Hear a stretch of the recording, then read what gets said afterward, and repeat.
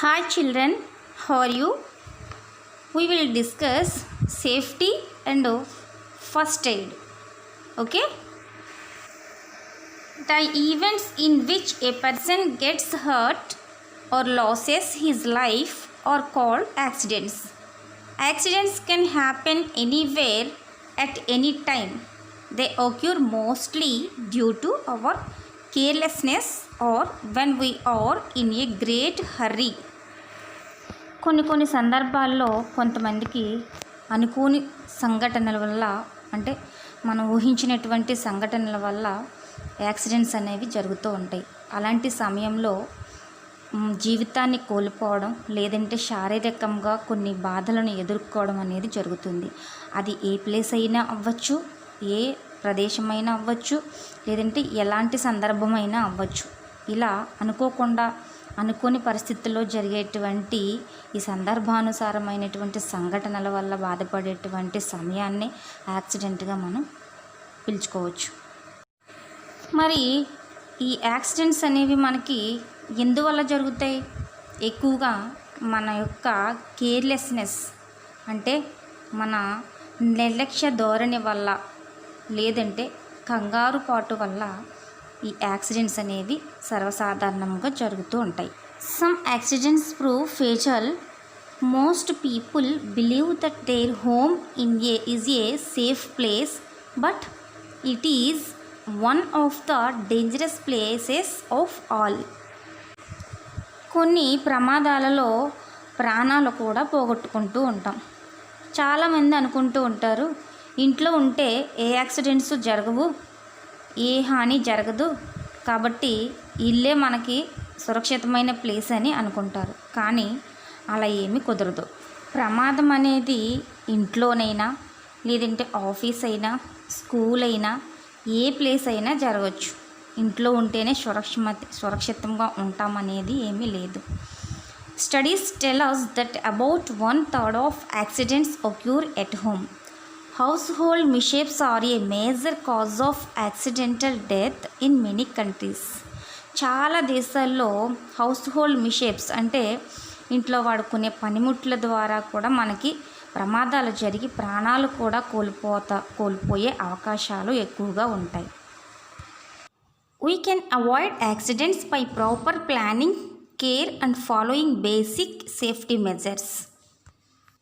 మనము ఈ యాక్సిడెంట్స్ని ఎలా అవాయిడ్ చేయొచ్చు అంటే వాటిని ఎలా మనం ఎదుర్కోగలం? ఒక ప్రాపర్ ప్లానింగ్ అంటూ ఉండాలి. అంటే సరైన పద్ధతి లేదంటే సేఫ్టీ మెజర్స్ని మనం బేసిక్ సేఫ్టీ మెజర్స్ని మనం ఫాలో అవుతేనే మనం ఈ యాక్సిడెంట్స్ని మనం ఎదుర్కోగలం. Safety in the kitchen.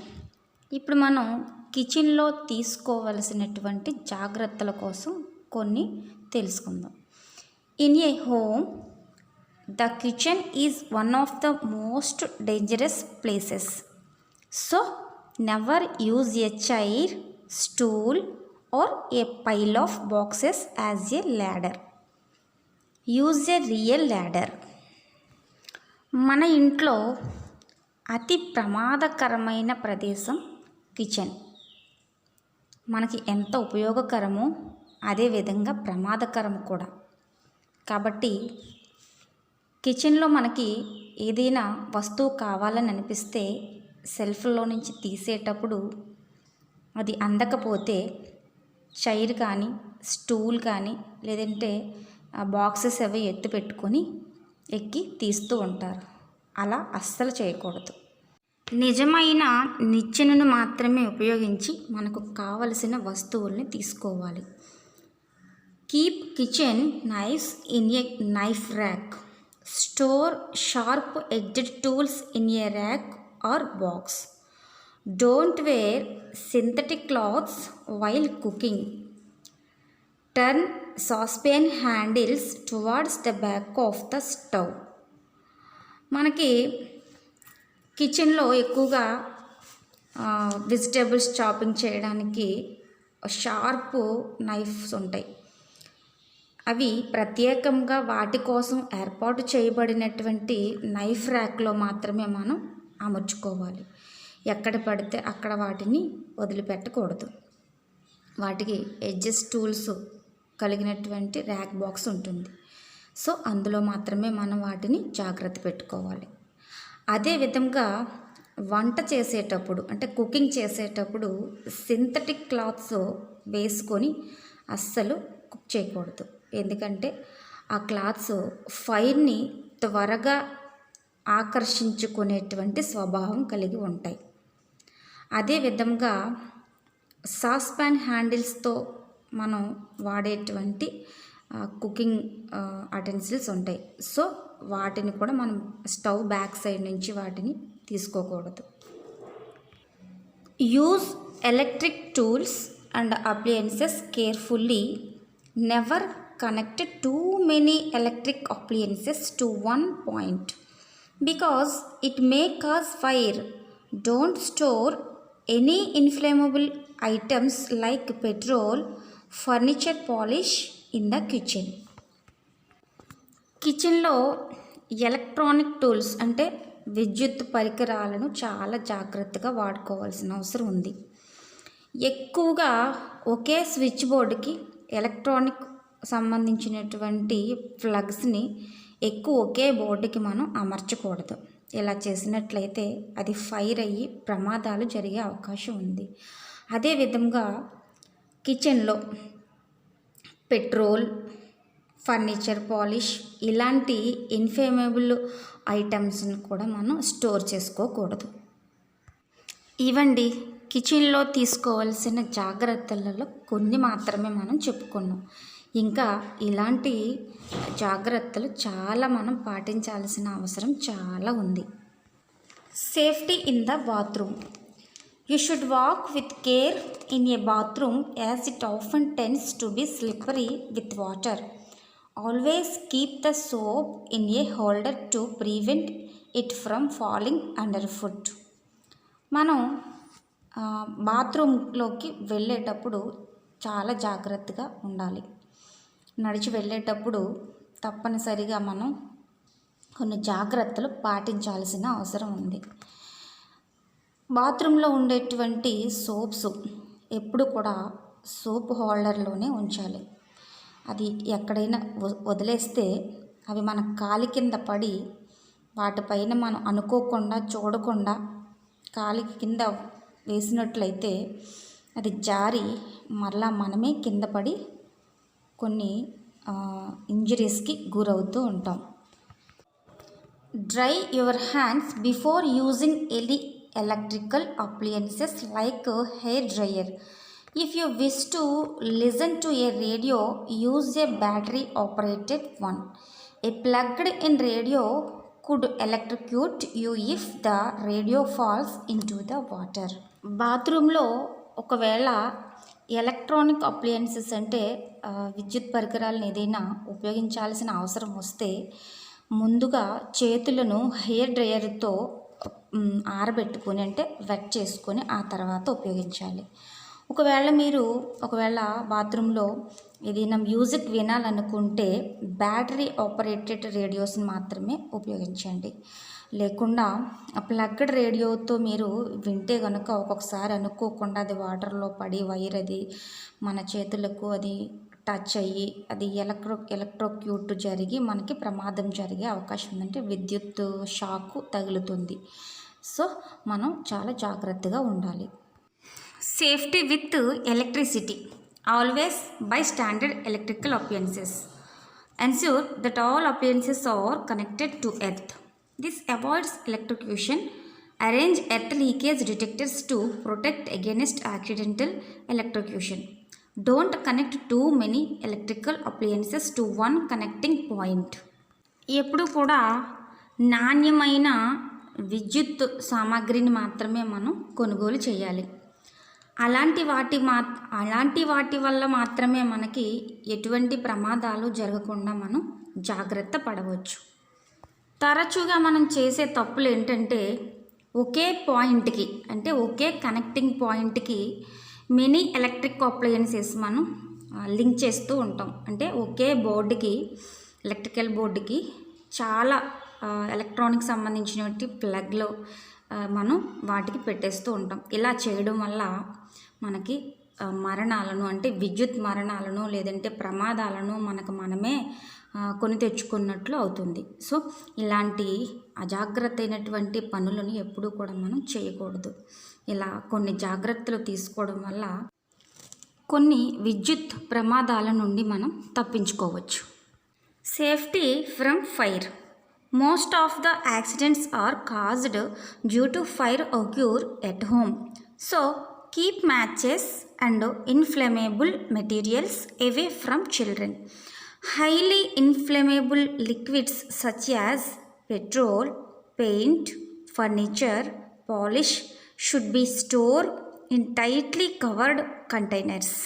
It is better to keep a fire extinguisher in the house. చూడండి, చాలా ఫైర్ యాక్సిడెంట్స్ మన ఇంట్లోనే జరుగుతూ ఉంటాయి. ఎందుకంటే చూడండి, ఇలా జరగడం వల్ల మనం కొన్ని జాగ్రత్తలు పాటించుకోవాల్సిన అవసరం ఉంది. మ్యాచెస్ అంటే అగ్గిపెట్టెలు, ఇన్ఫ్లేమేబుల్ మెటీరియల్స్ అంటే వెలిగించేటువంటి సామాన్లు, అంటే నిప్పు పుట్టేటువంటి సామాన్లు, లిక్విడ్స్ పిల్లలకు చాలా దూరంగా ఉంచాలి. అదేవిధంగా అలాంటివి ఏంటంటే పెట్రోలు, పెయింటు, ఫర్నిచర్ పాలిషు ఇలాంటి వాటికి ఉన్నటువంటి లిడ్స్ అంటే మూతలు చాలా టైట్గా పెట్టుకొని మనం స్టోర్ చేసుకోవాల్సిన అవసరం ఎంతైనా ఉంది.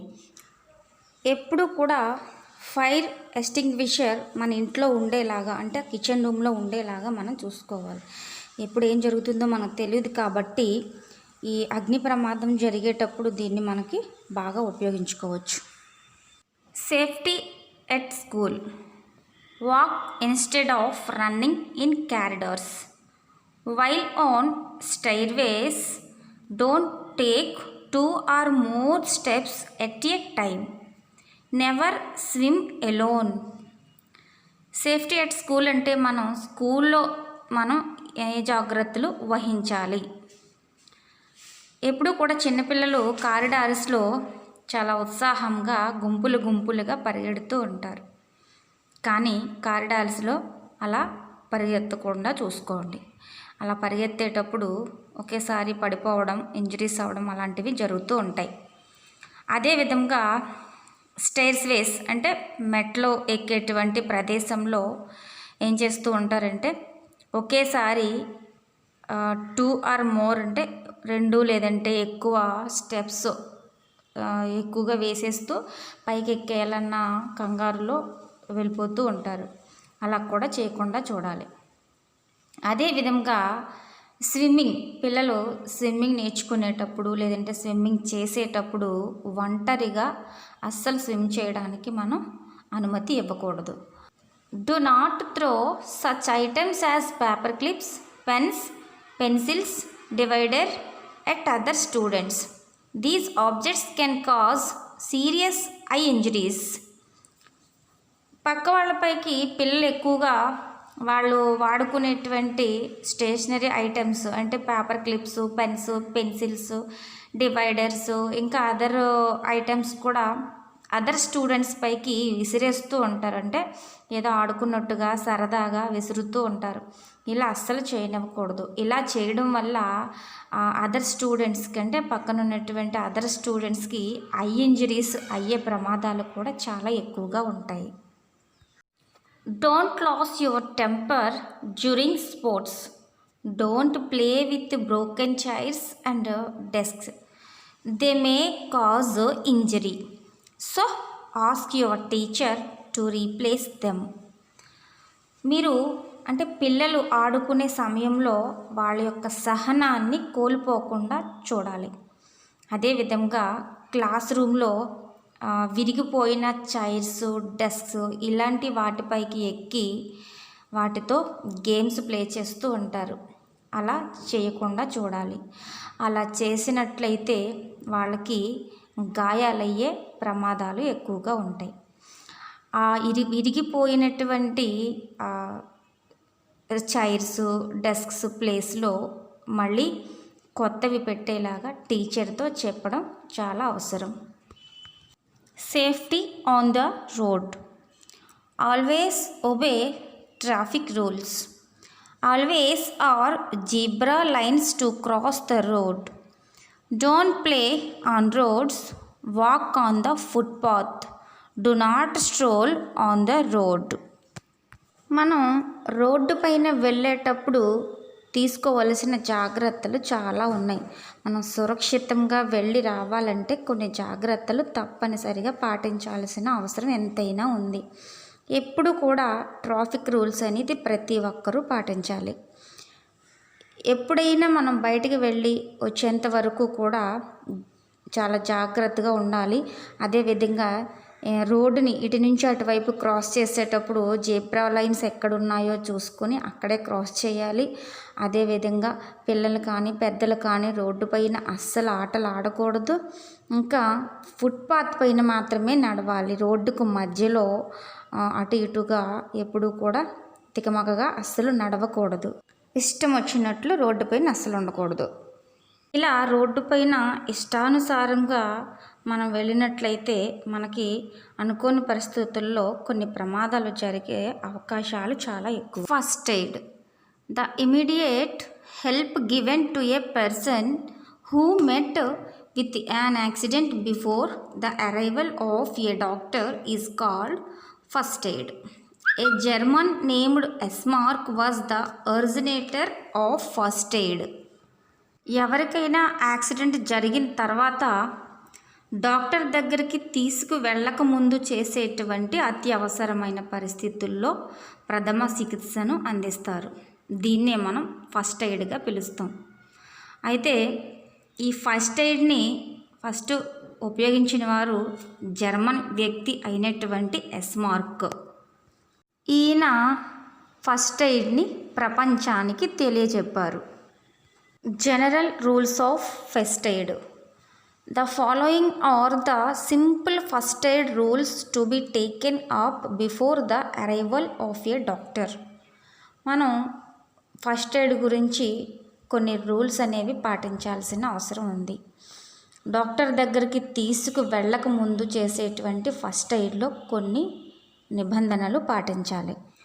Without wasting time call a doctor or an ambulance for distance in case of life threatening emergencies.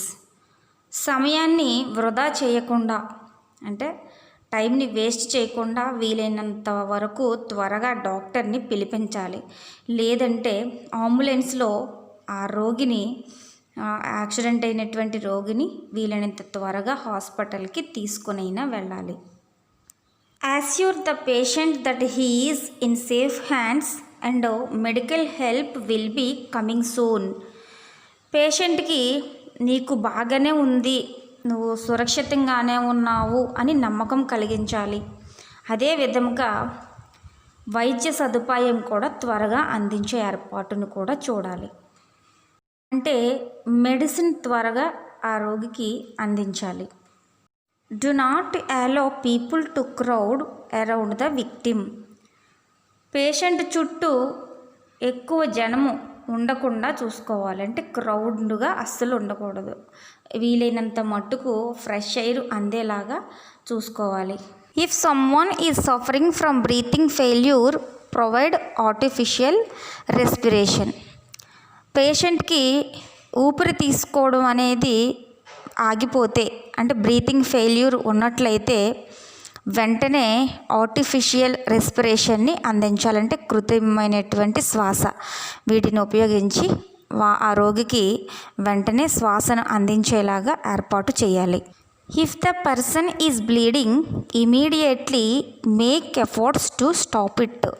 ఒకవేళ వ్యక్తికి రక్తస్రావం అవుతున్నట్లయితే అంటే బ్లీడింగ్ ఎక్కువగా అవుతున్నట్లయితే గాయం నుంచి వెంటనే దాన్ని ఏదైనా క్లాత్తో కట్టి దాన్ని ఆపే ప్రయత్నం చేయాలి.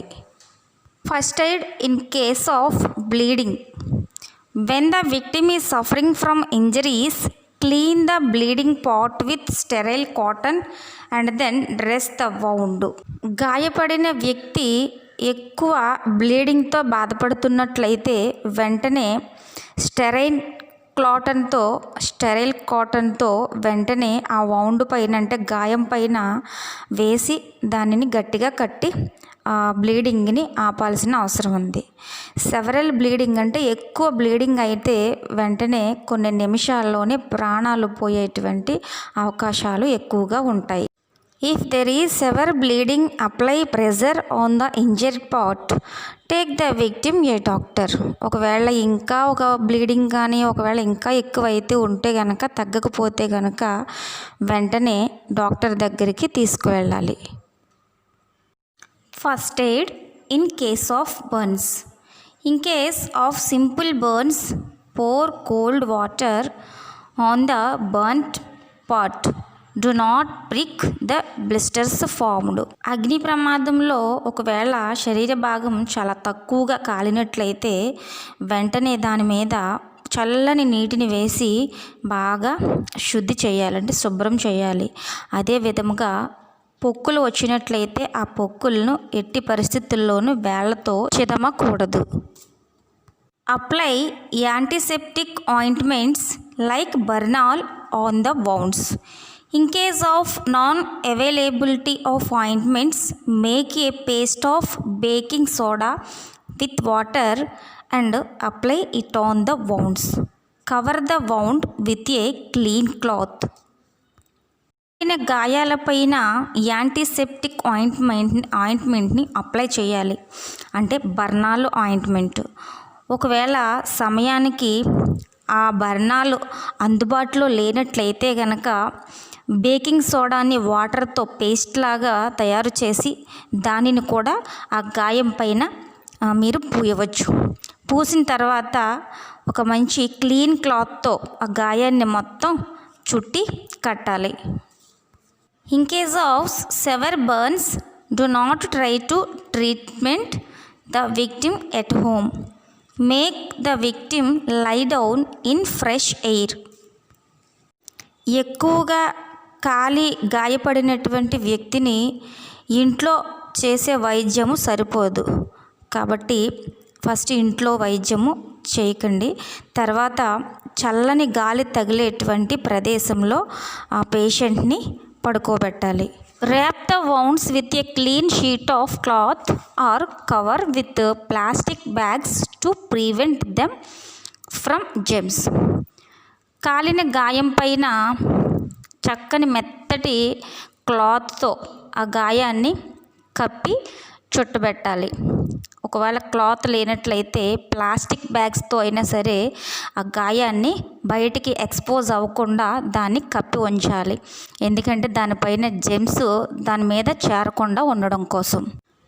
Do not apply any greasy substances or petroleum ointments to the wound. Take the victim to a doctor. ఎటువంటి పరిస్థితుల్లోనూ కూడా గాయం పైన గ్రీజీ పదార్థాలు అంటే గ్రీజు లాంటి పదార్థాలు దాని మీద పూయకూడదు. పెట్రోలియం ఆయింట్మెంట్స్ని కూడా ఆ గాయం పైన రాయకూడదు. అదేవిధంగా వెంటనే డాక్టర్ దగ్గరికి తీసుకువెళ్ళడం చాలా మంచిది. First aid in case of chemical burns.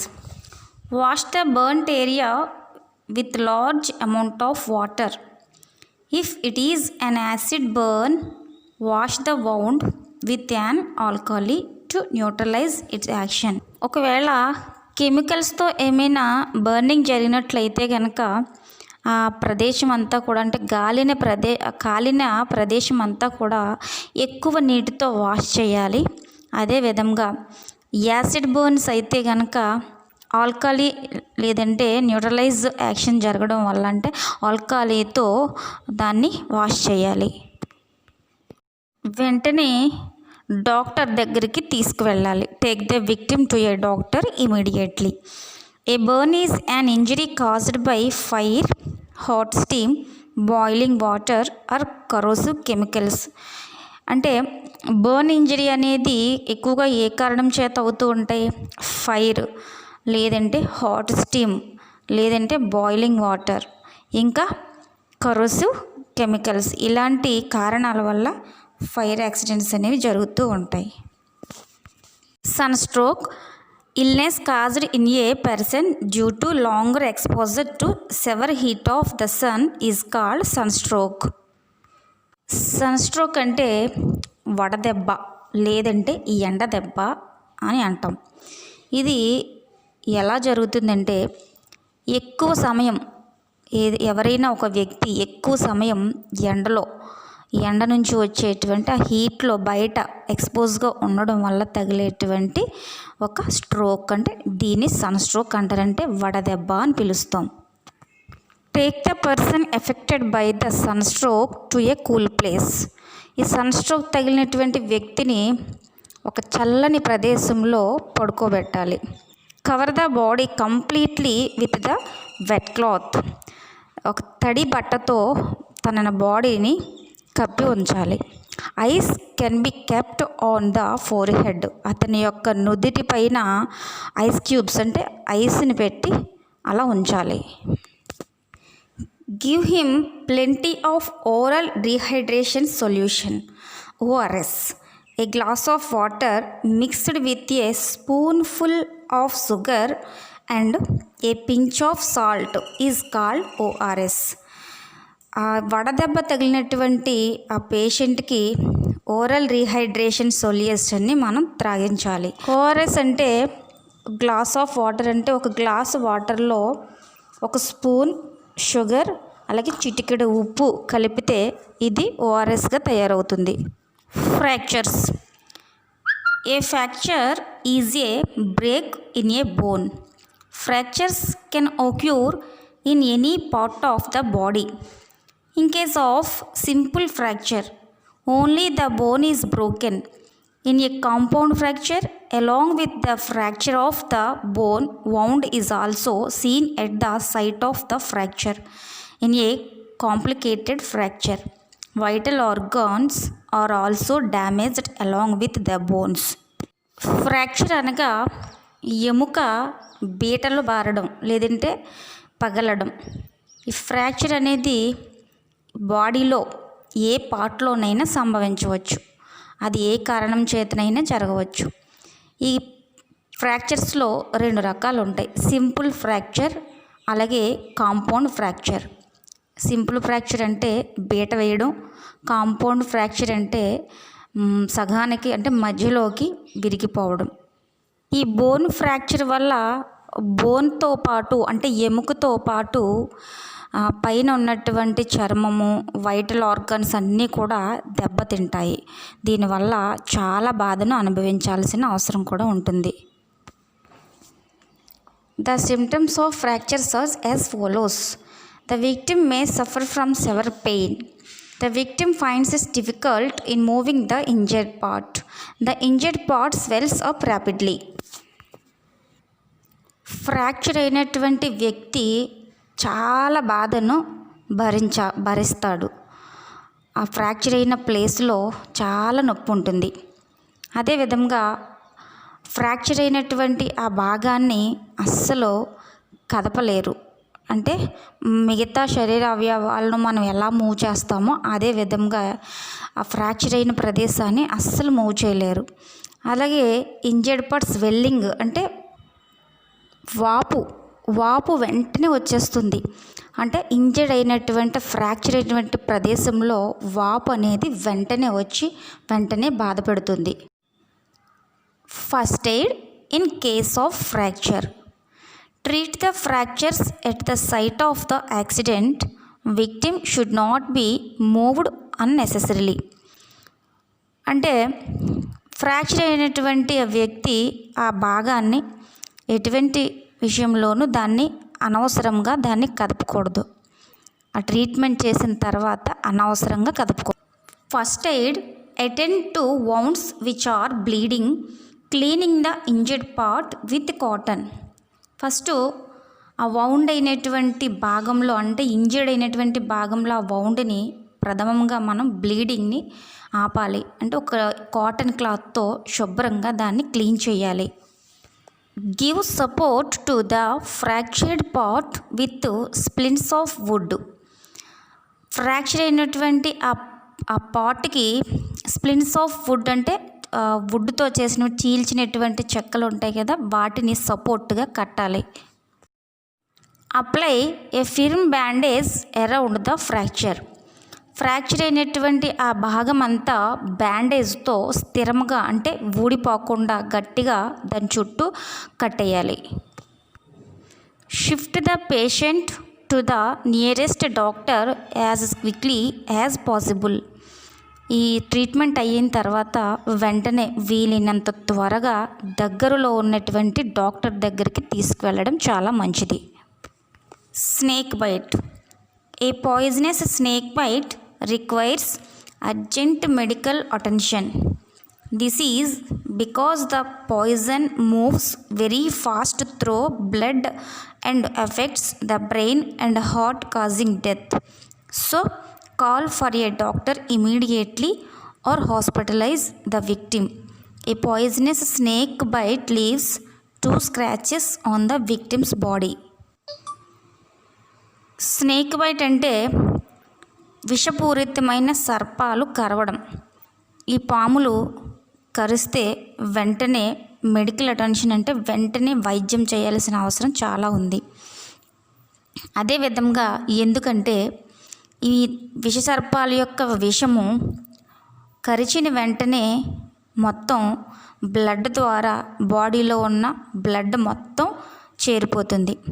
ఇలా చేరిన తర్వాత వెంటనే దాని యొక్క ప్రభావం బ్రెయిన్ పైన హార్ట్ పైన దీని ప్రభావం చూపిస్తుంది. దాని కారణంగా మరణం అనేది సంభవిస్తుంది. కాబట్టి పాము కరిచిన వెంటనే డాక్టర్ దగ్గరికి తీసుకువెళ్ళడం చాలా అవసరం. ఈ పాము కాటుకు గురైనటువంటి వ్యక్తి శరీరం పైన 2 కాట్లు అనేవి క్లియర్గా కనిపిస్తాయి మనకి. First aid in case of snake bite. In case a poisonous snake bites a person, remove the poison out of the wound by making cross cuts about 1/2 centimeter deep and then suck the blood out of it and spit out the poison. Note that you should not have any wounds in your mouth. పాము కరిచినటువంటి వ్యక్తికి మొదటగా చేయాల్సిన ప్రథమ చికిత్స ఏంటంటే మొదటగా కరిచిన చోట 1/2 centimetre డీప్గా ముందు కట్ చేసి అంటే కోసి దానిలో నుంచి బ్లడ్ని మొత్తం బయటికి తీసేయాలి. అయితే దీనిని నోటితో అస్సలు చేయకూడదు. దానికంటూ ఒక ప్రత్యేకమైన విధానం అనేది ఉంది. దానిని మనం అనుసరించాలి. Apply a light bandage above the wounds. అంటే పాము కరిచినటువంటి భాగం పైన ఒక తేలికటి బ్యాండేజ్ని కట్టాలి. Wash the wound with potassium permanganate solution. గాయమైన చోట పొటాషియం పర్మాంగనేట్ సొల్యూషన్తో శుభ్రంగా కడగాలి.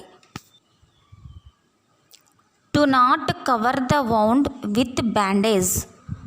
వౌండ్ పైన అంటే గాయం పైన ఎటువంటి క్లాత్తోనూ బ్యాండేజ్తోనూ దాన్ని మూసివేయకూడదు. Take the victim to a doctor as early as possible. తర్వాత వీలైనంత అంటే సాధ్యమైనంత త్వరగా ఆ రోగిని డాక్టర్ దగ్గరికి తీసుకువెళ్ళడం చాలా మంచిది. First aid to be given for the drowned. Only a person who knows swimming should make an attempt to risk the drowned person and bring the person out of water. నీటిలో మునిగిపోతున్న వ్యక్తిని కాపాడడం అంటే ప్రథమ చికిత్స. మొట్టమొదటిగా నీటిలో మునిగిపోతున్నటువంటి వ్యక్తిని మనం కాపాడడానికి ఓన్లీ ఈత నేర్చుకున్నటువంటి వారు మాత్రమే దీనికి ప్రయత్నం చేయాలి. స్విమ్మింగ్ తెలిసిన వారు మునిగిపోతున్న వ్యక్తిని నీటిలో నుంచి బయటకు తీసుకురావాలి. A drowned person cannot breathe because water enters the lungs. So nose, mouth and throat of the victim should be made clean. మునిగిపోతున్నటువంటి వ్యక్తి శ్వాస తీసుకోలేడు. ఎందుకంటే మునిగిపోతున్నప్పుడు నీరంతా కూడా లంగ్స్లోనికి వెళ్ళిపోతుంది. కాబట్టి ఆ వ్యక్తిని నోసులో నుంచి, మౌత్లో నుంచి, అలాగే గొంతులో నుంచి వాటర్ని బయటికి తీసేయాలి. The victim should be laid down on his stomach with his face turned to one side. The back of the victim should be pressed with hands to expel water from lungs. నీటిలో మునిగిపోయినటువంటి వ్యక్తిని బయటకు తీసుకొచ్చిన తర్వాత అతని బోర్లా పడుకోబెట్టి అతని ముఖాన్ని ఒక వైపుకు తిప్పి అతని నడుము అంటే వెనక భాగం పొట్టపై నుంచి బాగా చేతులతో వత్తాలి. ఇలా వత్తడం వల్ల హార్ట్లో అది లంగ్స్లో ఉన్నటువంటి ఎక్స్పెల్ వాటర్ అంతా అంటే అనవసరమైనటువంటి నీరంతా కూడా బయటకు వచ్చేస్తుంది. Efforts should be made to restore respiration by giving artificial respiration. సురక్షితంగా మునిగిపోయిన వ్యక్తిని తీసుకొచ్చిన తర్వాత తనని కాపాడి తన వాటర్ని లోపల ఉండిపోయిన వాటర్ని అంతా బయటికి తీసిన తర్వాత ఊపిరి తీసుకోవడం కష్టమవుతుంది కాబట్టి ఆర్టిఫిషియల్ రెస్పిరేషన్ అనేది తనకి అందించాలి. As soon as the patient gets consciousness and is able to swallow, hot coffee or tea should be given. వీలైనంత త్వరగా ఆ పేషెంటు మెలకువ వచ్చిన తర్వాత అతనికి వేడిగా ఉండేటువంటి ద్రవాలని అతనికి మింగించాలి. ఓకే చిల్డ్రన్, ఇప్పటి వరకు కూడా మనం సేఫ్టీ అండ్ ఫస్ట్ ఎయిడ్ అనేటువంటి లెసన్ని విన్నారు కదా. Thank you children.